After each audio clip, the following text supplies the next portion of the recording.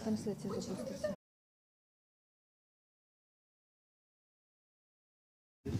Добрий день, я вітаю всіх, хто приєднався до нас. Я рада від... Good afternoon. Thank you for joining us in Ukraine Media Center Ukraine Forum. My name is Olha Tamanova. It's year 11 of the year. Today is day 797 of the full-scale invasion of Russian aggressor. And today we have invited you to talk about a very interesting topic. We will be talking about information attacks on social networks, and today we will have the presentation of the study, the influence or impact of Russian misinformation through Facebook X. The topic is real pressing. All of the countries keep discussing the influence of social networks over any events unfolding in the country, both political and social. So today we will be talking about what's going on in Ukraine and how the experts of this topic work, what is the dynamics that they observe. So joining us today are Mykola Balaban, Deputy Head of the Center for Strategic Communications and Information Security. Also joining us is Igor Laskladai, Deputy Director of the Center for Democracy and Rule of Law. Also joining us is Serhii Zhukov, Analyst at the Center for Strategic Communication and Information Security.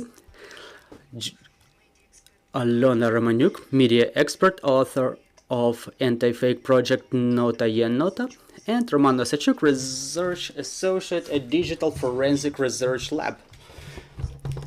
So, good afternoon, dear friends. Let's start our conversation with the trends. Mr. Mykola, let's talk about the most up-to-date trends and what is our ground zero today. What are you observing? What are the trends?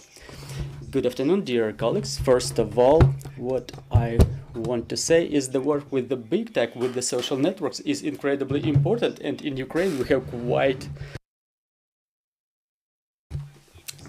big focal points in civic society and in the government. As we know now, the majority of misinformation or information operation PSYOPs conducted by Russia are executed through the social networks, and we conditionally can say that there are, so to say, safer messengers in social networks and those which are of bigger threat. Like recently we had a wonderful case with Telegram when suddenly chatbots got switched off and then suddenly went back on.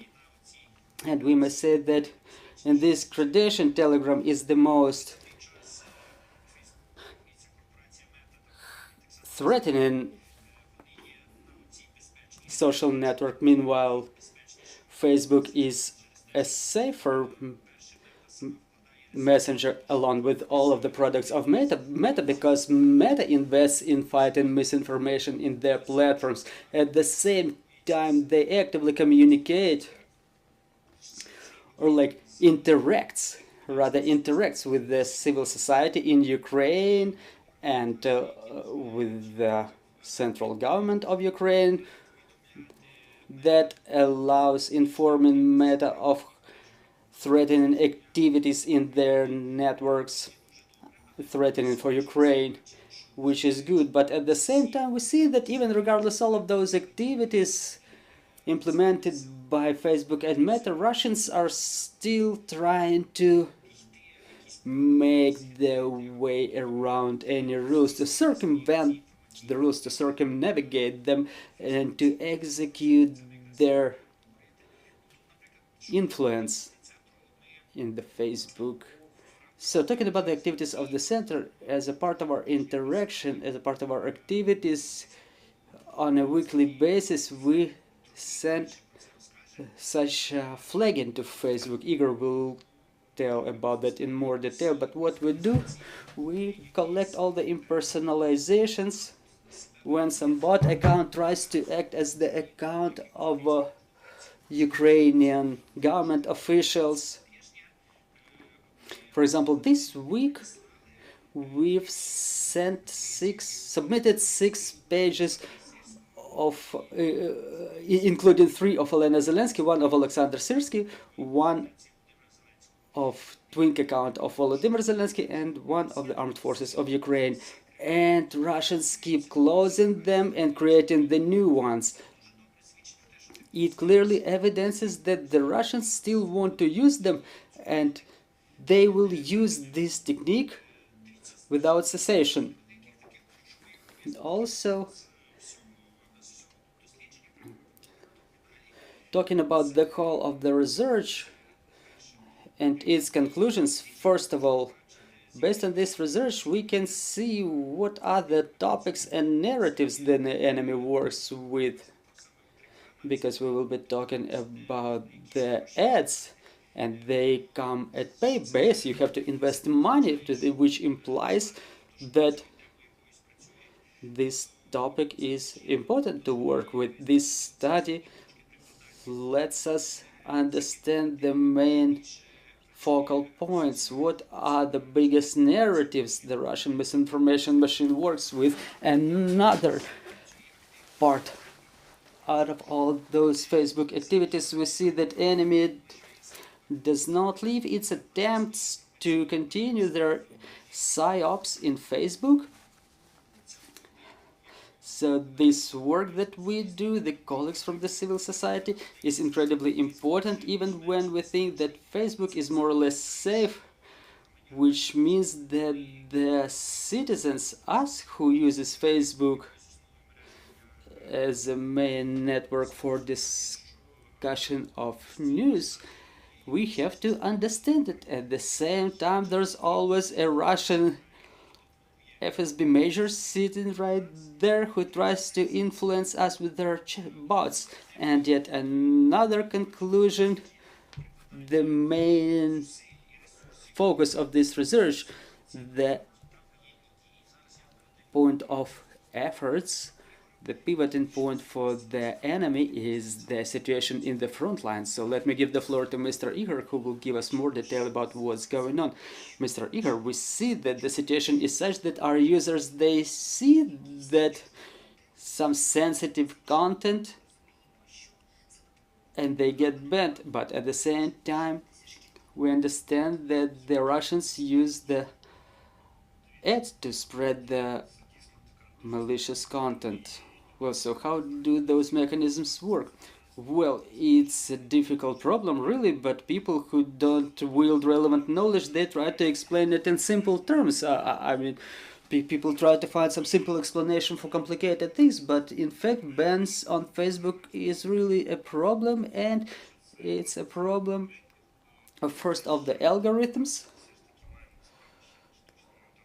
because thankfully we don't deal with the AI so far, but with what is called a generative AI, because it cannot think, because as soon as it starts thinking it becomes way more fearful. But so far it's a dumb machine that acts in a blunt way.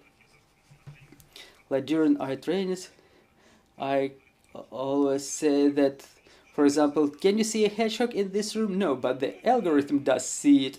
So sometimes those algorithms, they can see some things.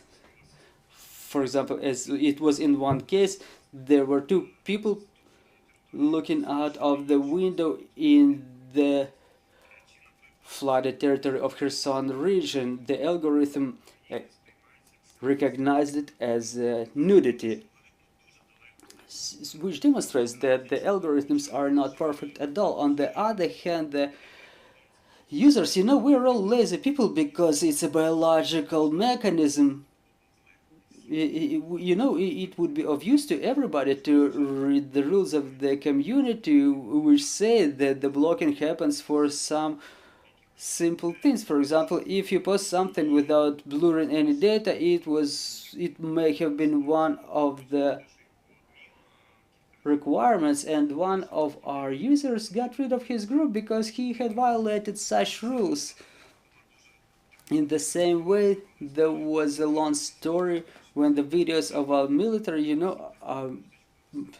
military, they are creative, they were making videos with some funny music, but in order to do this you have to possess the copyright for the music, and if you can do it in TikTok, which allows doing so in Facebook or YouTube, such content may have been blocked because of the use of the copyright. There's a strict regulation for all of the internet mediators. Of course, the use of R letters, like we say, like call Russians Russians, don't use all those other words for them. And even when people write some absolutely correct and right posts about what Russians are doing in our land, you know, those posts get banned because of the use of those R words. So again, our work with the Facebook started quite surprisingly after the big creation of Suspilna broadcaster.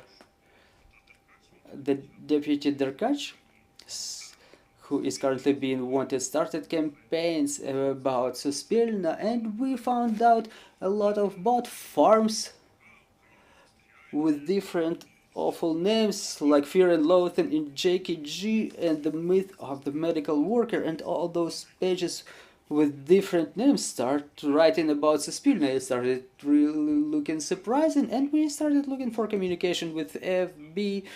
It happened in a year, and we've become their trusted partner, and starting from the 24th of February 2022, sometimes we have to submit a number of complaints to Facebook. Like Mykola has mentioned, the clones of the official pages, and the latest trends that I observe is cloning of volunteers pages, or cloning of the military pages, and then they start asking for money for volunteers activity, but people don't understand it was a clone. Again, there was a clone by Taras Petrenenko that we were able to shut down, but there is such a trend in place. And we started reporting the ads because Russians are trying to find ways, again, as it was mentioned, to circumnavigate all of the weights and balances, and we have to resort to reporting the ad network because Russians start using the new bot farm. The system still doesn't see it, but then after a number of complaints they start removing it, but for some period it's still on Facebook, and our users react, they switch to their emotional track. And it's not only about Ukrainians, you know, there was a targeted ad for Poland on the 17th, and you see that the Polish keep commenting in the same way. The people are getting the same emotions, some topic that triggers them, and they start commenting emotionally, even regardless the fact that it's a post of a fake profile. So we have to apply a lot of media literacy skills in this area. Well, but no matter how much you work there, you still have to keep on working, because unfortunately, teaching people not to react emotionally, well, you need time for that, but slowly but gradually we were making it. Okay, Mr. Serhii, so probably let's proceed to the study and discuss its conclusions afterwards. Well, look, before talking about our observations or conclusions, let me remind you that the goal of any PSYOPs orchestrated by Russian special services is to push an object of such activity to some activity or lack of activity that would be of harm to them. So we've processed some massive of information, about 600 reports within the first 9 months of active Russian spreading of ads through Facebook, and we've identified 12 key topics that they work on, and they keep working on them on a regular basis. Well, it's a little bit about our study.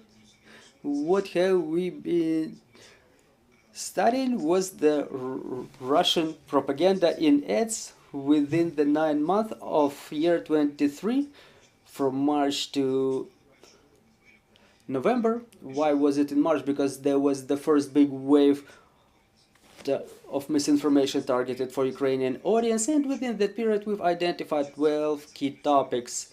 But out of those 12 key topics, as you can see from this distribution chart, the major fraction is 4 or 5 topics. So first of all is frontline, you know, the green one, the biggest segment. Then it was a surprise for us, but it was a topic of miscrediting the West, the Western partners. It takes a lot of attention of those people who deal with it. The topic of mobilization is a big segment too. And respectively, corruption. Just recently we had a presentation here dedicated to this specific topic, and it's used in Russian propaganda, and I have to say that those ads related to Ukrainian government, officials, corruption in the military, the treatment or the attitude to mobilization, and they take quite a big segment there. And the smaller topics are still not so big, but related to those key ones. The government without its connection to corruption, just the talks that the government is incompetent, demoralized, that they will betray the Ukrainians at their first opportunity, and the topic of demoralization, where we included everything that was related to narratives that Ukrainian society is moving in the wrong way, that the crime is growing, the bad attitude of citizens towards one another is growing. So we see different ways of inciting hostilities both on a religious basis and local basis. So it's demoralization, pushing our citizens to miss activity like do not get mobilized, do not donate, hide away from the situation that's happening in our country. I mean the full-scale invasion and the necessity to take part in it in this or that form, and provoking on the maximum number of artificial rifts in the society, and provoking of internal conflicts, both like conflicts between the civilians and the government, civilians of the different categories, civilians versus military. Well, you can find more detail in the text of our study. I just wanted to draw your attention to a number of interesting cases. For example, talking about anti-Western narrative about external management and stuff like this, different corruption factors. Very popular is the narrative that the Western partners claim some of our territories. Very frequently it's Poland, but they also include Hungary and Romania on that list. On top of that, you can see the examples of anti-Israeli ad that appeared in autumn, in October, after the terroristic attack of Hamas on Israel, when we started hearing that America is not going to support us and now Israel is gonna get everything that we were supposed to get. But at the same time, the similar accounts, the similar pages were targeting ads for Israel that started back in September about Ukraine taking all of the military aid that was supposed to come to Israel, the neo-Nazi country, and so on and so forth. Basically a standard story. They don't only want to have Ukrainians have conflict among them, but also they want to incite conflict between Ukraine and Israel. It's their key task that they get actively involved in. The topic of mobilization, corruption, and another track is the government. It's not only about the incompetence of the government, but also about the internal conflicts. We've seen there was a number of publications in Ukrainian and Western mass media about the conflicts between the government officials the Russians were depicting it as a personal conflict between Zelensky and Zaluzhny that results in some negative results in the front lines in order to demoralize our society. Yet another interesting thing is when they were making fake ads covering themselves with different organizations. For example, Black Transplantology, when they created the fake ad on behalf of the international organization Save the Children, and in fact they were targeting this ad for the whole of Ukraine, but it was purposed for the territories along the front lines where the evacuation of children was taking place, and they were trying to depict the Ukrainian citizens as a threat for Ukrainian children who sell them to the West, to the Black Transplantologists. So it includes both anti-military, anti-Western, and anti-state narratives. So it's the instillment of total mistrust. Payments to the families. Igor was mentioning the fraudulent component of this topic, but it's not only about fraudulent, but it's a clear psyos, because its task is not only to have some of our most fraudulent citizens give them money, but also to demoralize our society, the most sensitive part of it. So talking about demoralization, they use this strategy very actively. Both farms, you know, when they radicalize the positions and they play both teams. And in the comments on different social networks, it can be observed, but here it was in the ads when some pages were writing that Russian speakers are discriminated in Ukraine, they feel second-sort people, and other pages with such names as Real Ukrainians, they call to deportation of all of the Russian speakers because they are not the real citizens. So obviously it's an emotional trigger for the people who read this. They got engaged in these discussions, and it, based on the concept of the authors of the page, should result in the growth of tension in Ukrainian society. Other topics not so popular, for example, the energy, it was popular when we had rolling power shutdowns. Closer to the winter we were threatened to be frozen.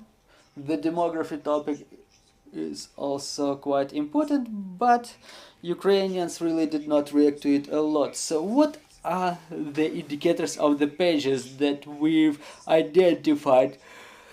We've identified more masks that they were using for generating of the names of the pages, but they were automatically generated absolutely weird names. If you see a page with a weird name without photo on their profile, or with a photo stolen from other page or from a photo stock, then use of our arbitrary description in their profile page description, like different bands, dancers, of educational website. There were no other publications or posts in those pages other than the ads. And again, between the creation of the page and the first post, there was not more than 1 month. So there were the pages created specifically for those bot farms. Yet another tool is to mimic the Ukrainian media. They were creating videos with the flags of Ukrainian and foreign media superimposed on that. They were posting the links to popular Ukrainian media such as Correspondent, Observatel, Newsweek Ukraine, a whole list of them, and eventually they've created such a phantom editorial called Pulse of Ukraine, but in fact there is no such website. They were posting news under this name in different websites, and they were using the news strips stolen from other Ukrainian news sites. So those are the tools they were using. Talking about the French cartoon many may have seen him, it appeared in the spring 23, and the Russian traces were so obvious that all of the social networks were taking part in it, both TikTok, YouTube, Twitter, and the Russian websites oriented at occupied territories such as Zov network, they were posting them. So it's a clear, apparent Russian story that they were trying to mimic, as if the view of us by French animators who create satire about Ukraine. And there was a dedicated website where this series were posted without any data who is behind that product. So first they were working on external management topic, and then they switched to different other topics, and in the autumn they started to work with the topic of mobilization. And also what's important is that apart from some blatant misinformation, they were trying to gather some intelligence. Those are the specimens of the ads that were leading to the chatbots in Telegram, where you were offered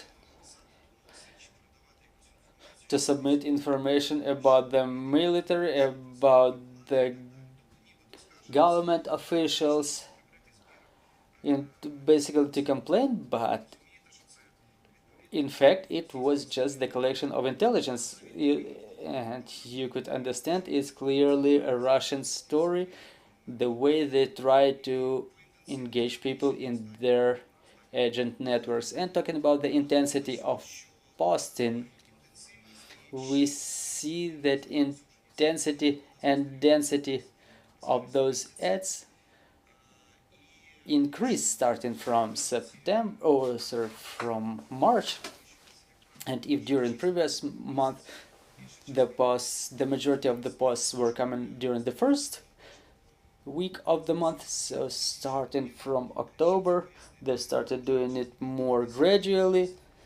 We can only figure and develop different theories about why it happened that way. And again, Igor didn't mention it, but starting from that time, from the autumn, the longevity of those pages decreased significantly. If previously they were staying for a couple of days, the lifetime during that period was about several hours. This is how they work. They made their tools more sophisticated and more vile, I would like to say. That's probably it in brief. Well, I would like to ask then Mr. Igor, is this related to the fact that they found a way to circumnavigate the algorithm? Well, basically, yes. Last year, some ads were staying there for a couple of days, and then again, this is our hypothesis, because Meta does not explain anything, but we've just observed a trend that when we've reported hundreds and thousands of such pages, algorithms started working by themselves. They started making it by themselves without our complaints. It was taken several hours before the pages get indexed by the ad library. You know, it happens so sometimes that I was opening a link, I look away, then I turn my eyes back to the screen and it says like the link is not found. So what the Russians have done, you can see the list of those patterns that they use. Sometimes they got resurrected, so to say, like online shops and other instruments. So they've generated such an amount of them that is just impossible to remove all of them, because in the end of the year I reported about 30,000 of them, and I had my eyes almost crossed. Sometimes you just look at them when they were created. They were created back in like February or even April 24, but some of them were created in April 23, and now the algorithms cannot cope with them because currently they may have different content, something interesting things in live, and those groups, they repost all of the ads of the biologically active components, and they use the same structure with the same numbers, with the same shops. So basically this story is continuing, but thankfully they don't survive just as long as they did during the spring last year. Yes, the algorithms keep learning, but it's the weapon race, you know. Russians find a way to circumnavigate. You keep teaching the algorithm, Russians again find that way, and this is how it happens. Alyona, you work with media literacy. You want to increase the media literacy in all of us. So what are the sensitivity points that the Russians use against us, and what does work? Well, talking about the methods and approaches of Russian misinformation and Russian propaganda that is guided by misinformation, the approaches have never changed. They are the emotional messages, all those cracks in Ukrainian society, and Russia uses them, and they will keep using them on. Talking about the information attacks through Facebook through mechanism of one-day pages, their goal is quite simple: to ensure the total information background for what is going on in the society.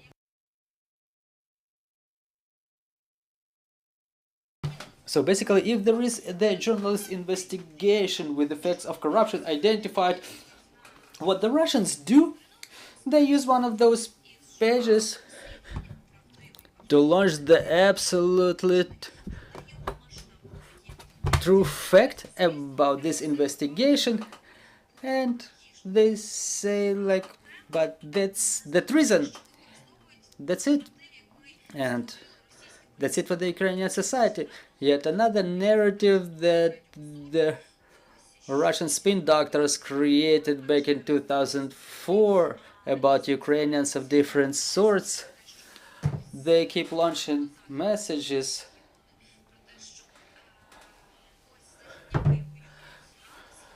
like, for example, the Westerners of Ukraine, they are at the war, and the Easterners are relaxing in Carpathians. And for the Easterners, it's like the occupiers came to occupy our land, but in the Western regions, they just relax and do nothing. And such stories are real numerous, real abundant. So what's also common for those misinformation posts is the caricature. So everything that kind of hooks us in the social networks. People just go to social networks for fun, to relax, to see what their friends have posted. But to draw your attention, the message should be emotional. They should contain an emotional picture, and this format is caricature. Well, there is somebody drawing them on an industrial scale, launching something new every day. You know, the Ukrainians with osalets, with sharavari, traditional clothing, like a low-level culture. Like, I keep sketching them. The algorithm already understands that. It's like you stop scrolling at this picture, and they start throwing you more posts of the similar kind. So we have this diagram of topics here, topics distribution. You know, I don't like this expression media literacy. We do it without literacy. Let's leave it for the high offices.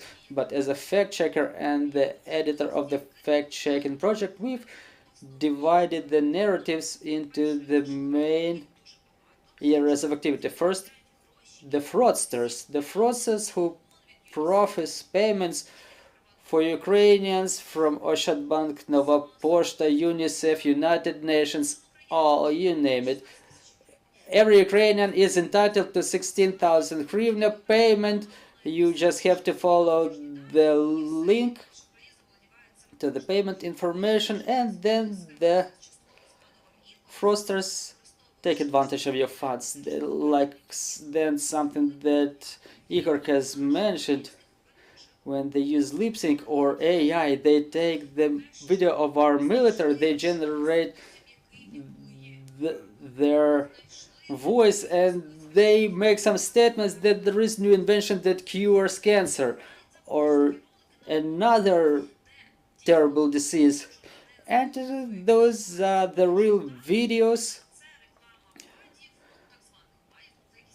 with the real person, but with the voice superimposed on some biologically active additives.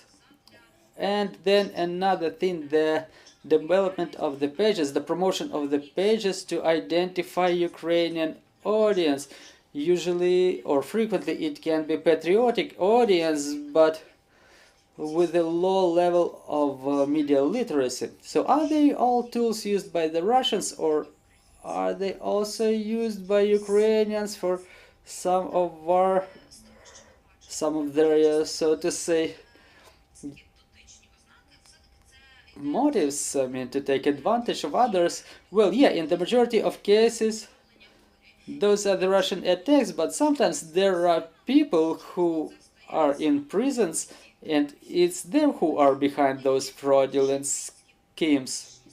Also, there are internal Ukrainian political forces who use the same tool for political struggle inside of the country. Well, the last case that we see on Facebook, when some picture is being posted even without permit of the people depicted in the photos, and some account like say of the military, of our military girls, with some caption like this photo is not gonna gather just as much likes as something else, right? So who frequently uses this type of influence? Well, it's the Armenians, right? Well, those are the pages that created, well, they use a different mechanism. Those pages that are called that the news of Ukraine is gonna win, everything Ukraine, like some patriotic picture on the avatar, like glory to Ukrainian people, all that story. So those pages, they have 100, 200, 500,000 subscribers. Well, not all of the subscribers are real. Well, those are bot farms. Well, they were created back in 22, but again, the first wave we've documented was back in 2019, 2020. On the wave of coronavirus, there was another topic.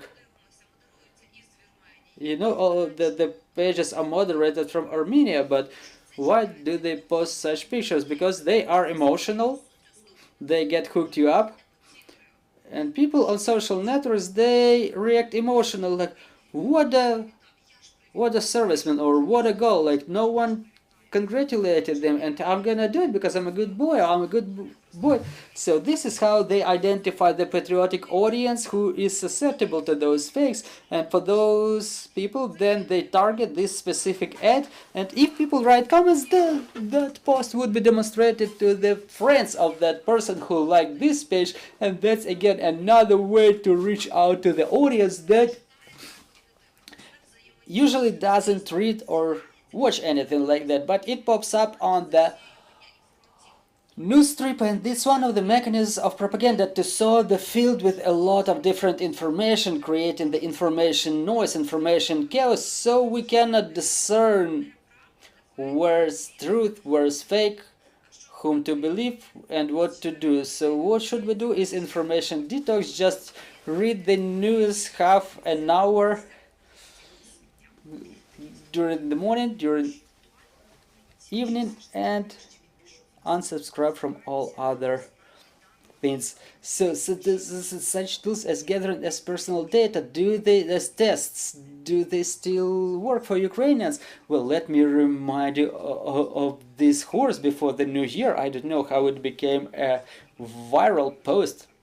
There was an ad. Again, this ad is another topic of research. So this ad transforms the photo of your avatar to some New Year picture. It's just getting processed by AI, quite a primitive thing, like 6 or 7 different images. But you know, I got hooked up by it. Like, you know, I just somehow I felt something was wrong about it, and I started looking at the store. So it was a meta app, one of the app by Facebook, and I started researching. There was too little information, and the website resulted to be a one-pager with zero information, and I started pinging it using all of the network tools, so everything was privacy protected, cloud technology, no one knows where it is.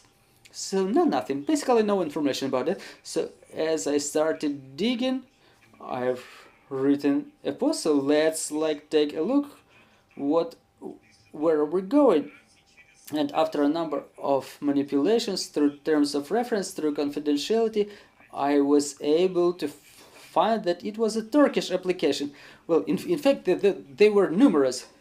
But talking about this topic, the tests, like what kind of queen you are, I haven't seen him for a long time, but I think that it's moving to those AI applications, because AI, you know, the first case was FaceApp, right, back in 2019, and back then we've identified these Russian roots, and the trend looks like all those AI-based applications, like making you younger, making you older.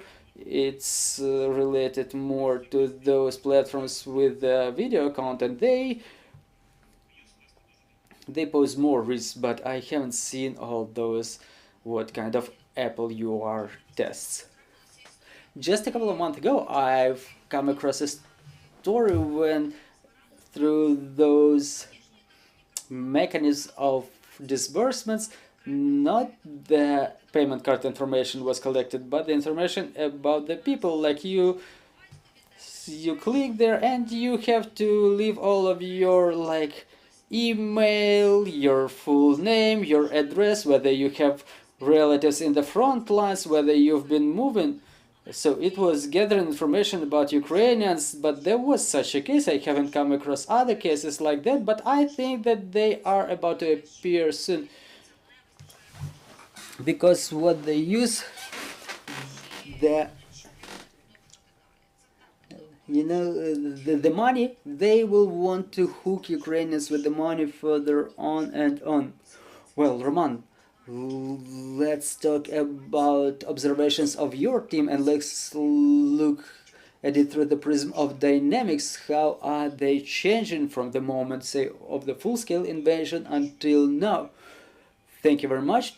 Before I proceed to talking about this topic, let me mention the Armenians. The story is real difficult there because they got adapted really first. There were such publications like "You are heartless if you don't put a like to these soldier pages." So at first it's a picture of a soldier, and then they got edited. They get edited, and then there are news about somebody dying in an air crash, and then a person gets late for this feast of life.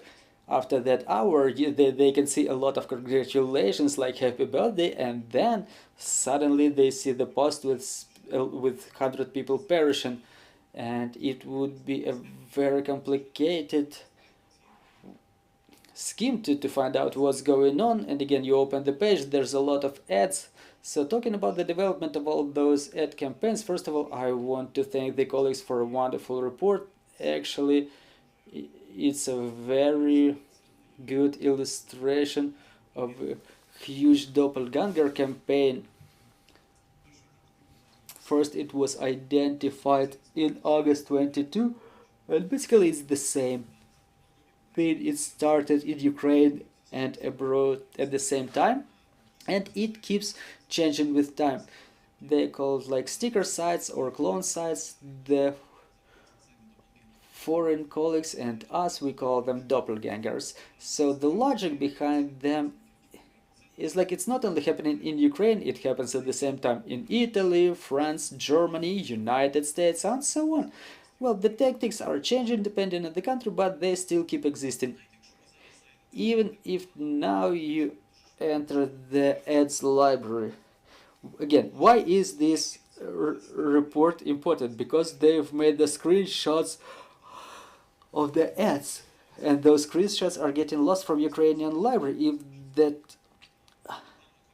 ad showed up in European Union, it will stay there. You will be able to see there for a number of years, maybe up to 5 years. The patterns are very similar. It happens in the same way abroad, but the story is like that. Ukraine is corrupted, don't help them.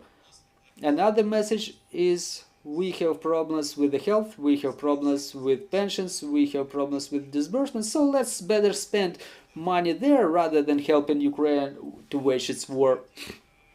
And there's a lot of such information. It comes in splashes, and the infrastructure of this story is very complicated, really, because if you get this ad, sometimes it comes with the link. Our colleagues have it with the caricatures, but that's a new wave. Another one was one with the link, and there are thousands of such sites. You click on them, it doesn't send you anywhere, but it checks one thing. There is a script coded that checks your geolocation. If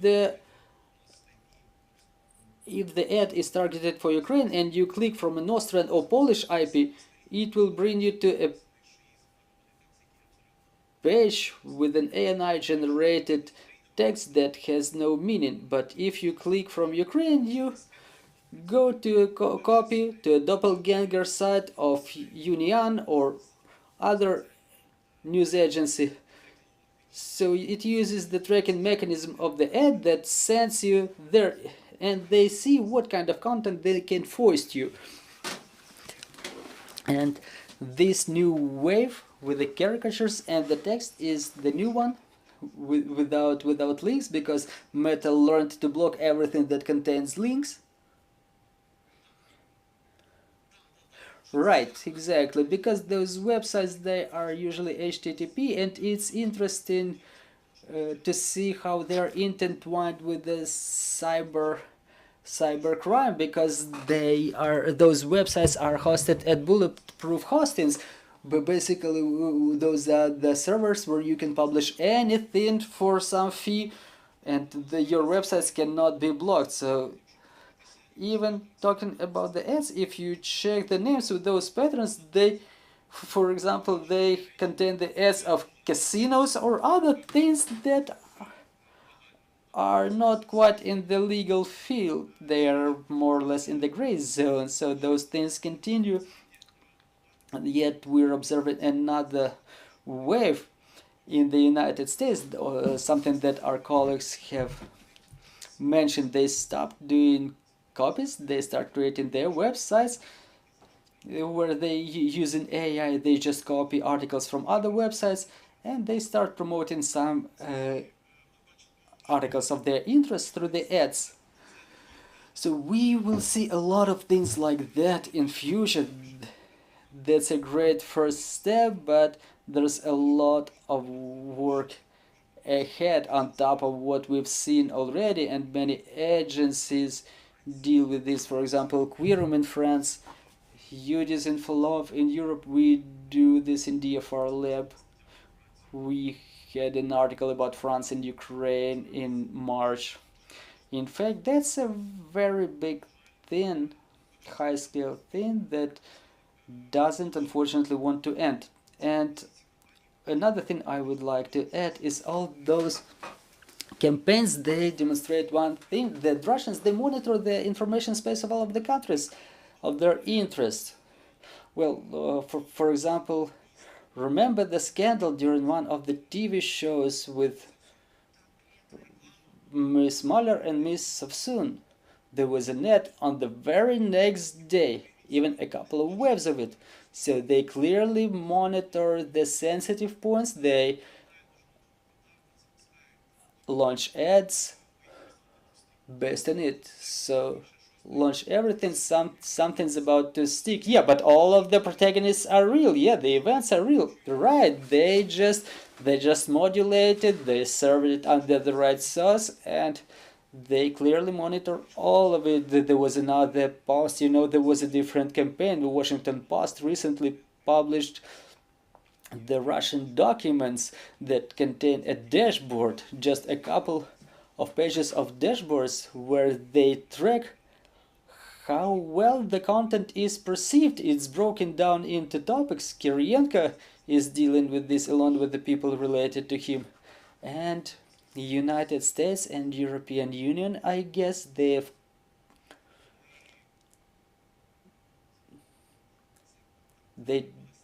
impose sanctions against national technology and social design agencies to organizations related to this PSYOPs, but they continue their activities. It happened back in autumn last year, but again, it will be more difficult for us.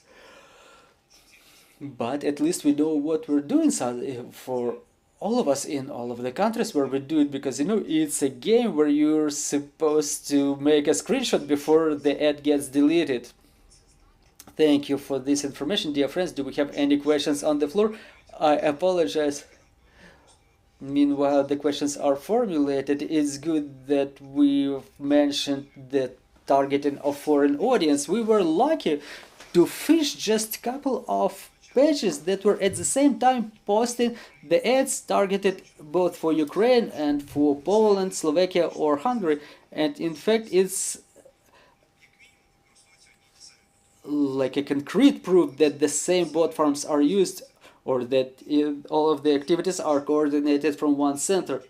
Dear friends, so if we have any questions on the floor, please. Yeah, talking about the casinos, if you go to the ad library, you may follow all of the links to see the ads in that profile. You can see both online casinos and fake medicines there, and they would target a lot of countries. I've seen a page that was targeting like 60 different countries. They had 60 different language versions, and one of the latest trends the fraud comes to, you know, Russians get identified by their lack of language, like Magnolia Jelly Saplings, like a fine beautiful app, and as soon as you follow the link to the page, it gives you a discount. Give me your phone number and we will call you back. Everything is cool apart from one thing. In the bottom they write SPD and then OGRN, and I was thinking, what is it?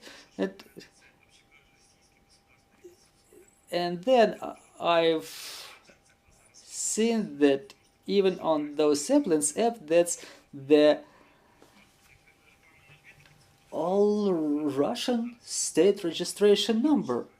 So basically the fraud, they react to the seasons and they mimic Ukrainian pages, so you have to pay attention to all those small details. Right, yeah, it's for the gardeners, right. Yana Lomachenko, Ukrinform. There were 5 speakers and I wanted to ask all of you for advice, like 5 top rules for the Facebook users so they don't succumb to Russian propaganda.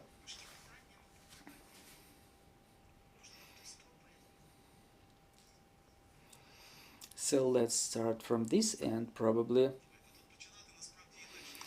Well, it is both difficult and easy to start, so one rule, right? My advice is quite simple. Stop and don't share. Think twice before doing anything. No matter where you are, Just check out the description, and the main rule, just stop, don't do anything based on your emotions. Olena? Well, I guess I would like to advise to review all of your subscriptions in Facebook and unsubscribe from everything you don't know anything about, because there are multiple examples when the pages were about music, people got subscribed to them and then they got transformed into spreading of Russian narratives. So please review all of your subscriptions, all of your friends on your list, and also unsubscribe from those people you don't know, and unsubscribe from those pages you never signed up to. My advice is not to follow the suspicious links, no matter how money you are getting offered. Don't follow any links from the pages that are clearly not the white media, whose lists are published by our civil society partners. Well, it's difficult to comment anything after such things, but again, let me give you the example of this ad. I'm seeing this nice little kitten, 244 shares, 18,000 likes, maybe more than 20,000 now. In the comments you would see a lot of kittens, so don't do this, please. When the page called accident is when it's sharing a picture of a kitten, I'm sorry. So why would they share it for money? It's a net. Why would they pay for sharing a picture of a kitten? And then there is a picture of Lyudmila Tsiluiko, Semen Ivanovich, Anyutashka, and they say like my husband is in the front lines and I'm getting thinner. And you know, would you pay for sharing your experience about getting thinner, about losing weight? So just ask yourself a question. The ads don't come for free. If somebody pays for them, then they pursue some goal. So think about that goal.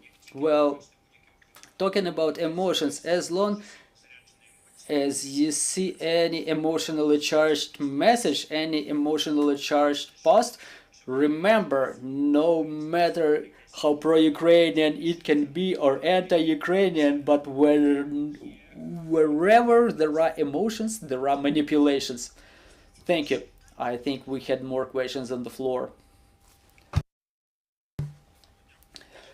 Good afternoon. First of all, thank you for the great job you've done and for the presentation. I'm having two questions. First is probably for Alyona. Do not we decrease the role of internal actors in spreading this financial aid, for example, ad? Because when I click on that ad and I try to see who is that for the administrators of Telegram channels, it's a good way to increase their audience, to sell their channels or to sell content in those channels. Well, let me say that Telegram channels are using that technology too, because sometimes it leads at the all Ukrainian network of Telegram channels where people can find some information. But again, it's difficult to say whether we diminish or not, but if we don't have figures to compare with, we don't have a point of reference who launched some ad, who can be behind that, at least indirectly we see where that page is leading, who is affiliated, where the data is coming from. We cannot say that at all. But why do we discern them as Russian or non-Russian? It's based on the narratives that they promote. And if there is a page that launches information about some payments, and before that there was some clearly Russian narrative, and then before that there was another one, so we come up with the conclusion that most likely it will be something related to Russia.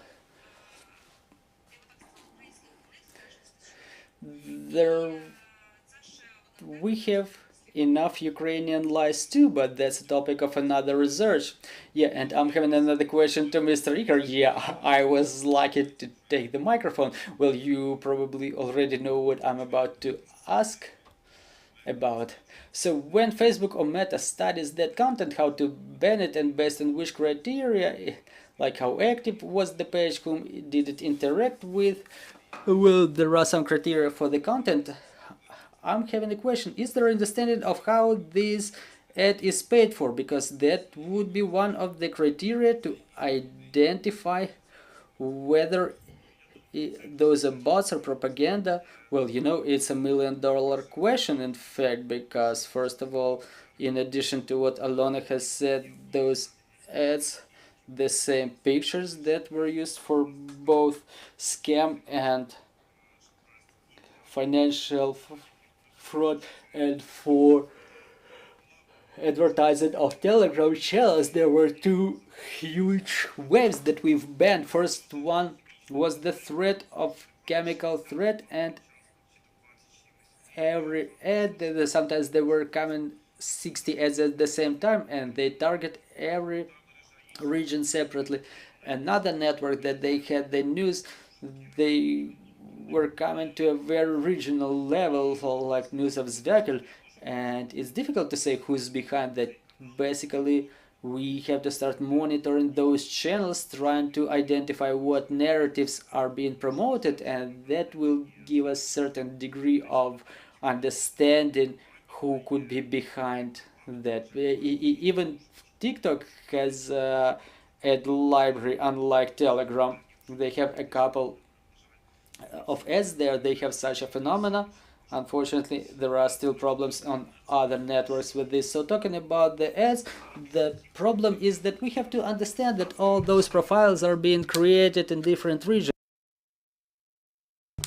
during different times, and the criteria for the creation is not a definitive criterion. I was talking about other type of ads for a reason. We will continue doing this work.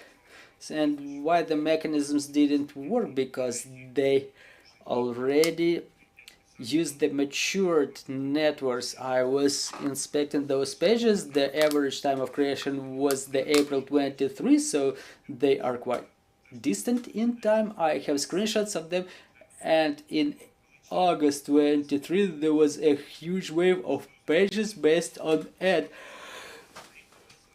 There was a picture of coffee or a landscape on the ad, and there was like completely nothing there. So my hypothesis, based on what's going on, that there was a new bot farm that was created. They were tested on ad.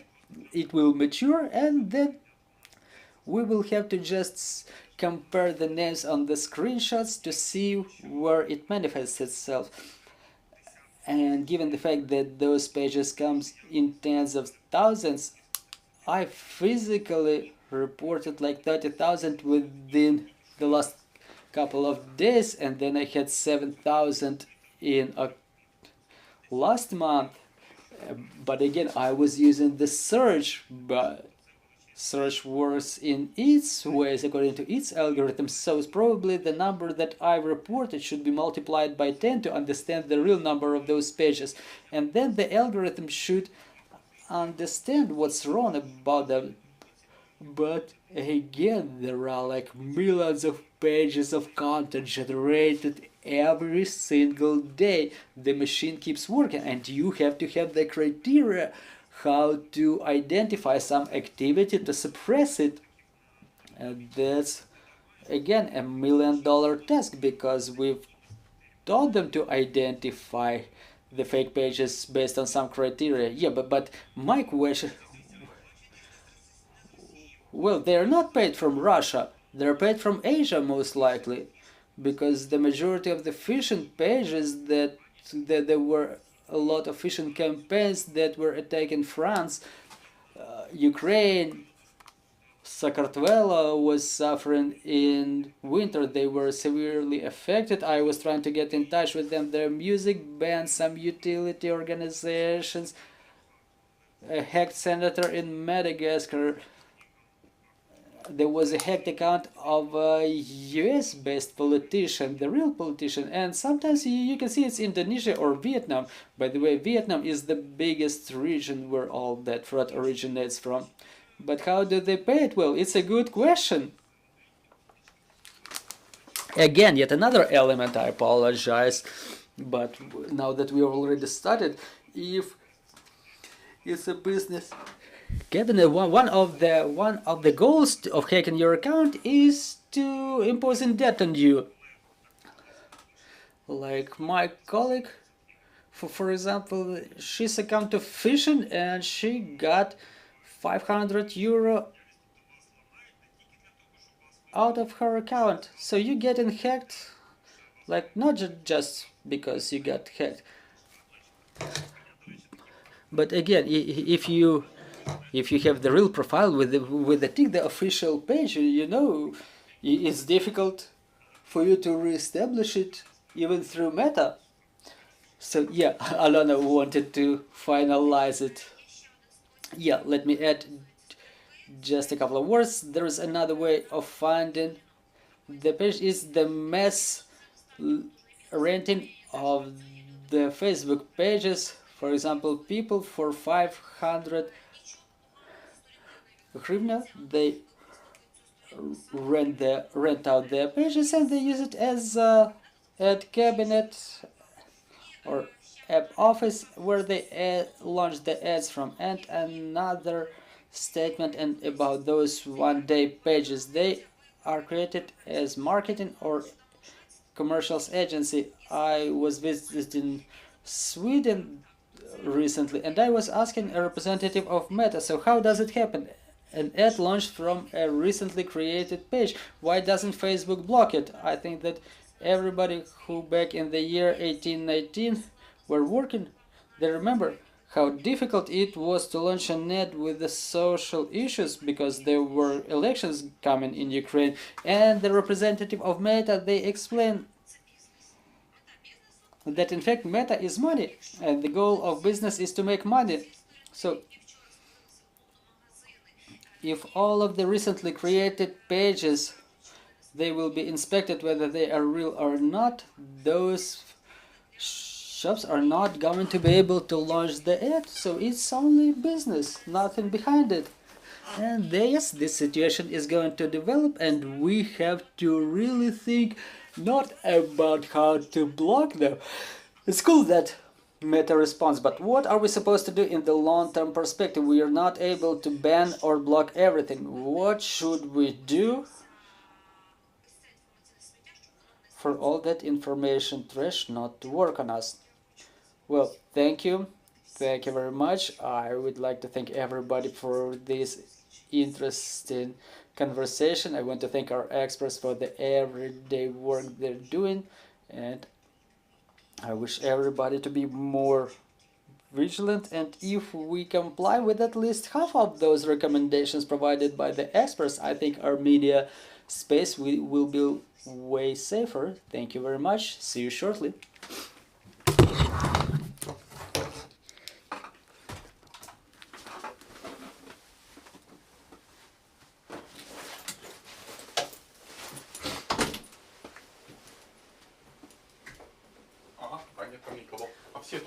Все, Валентин, гарного дня, до зустрічі.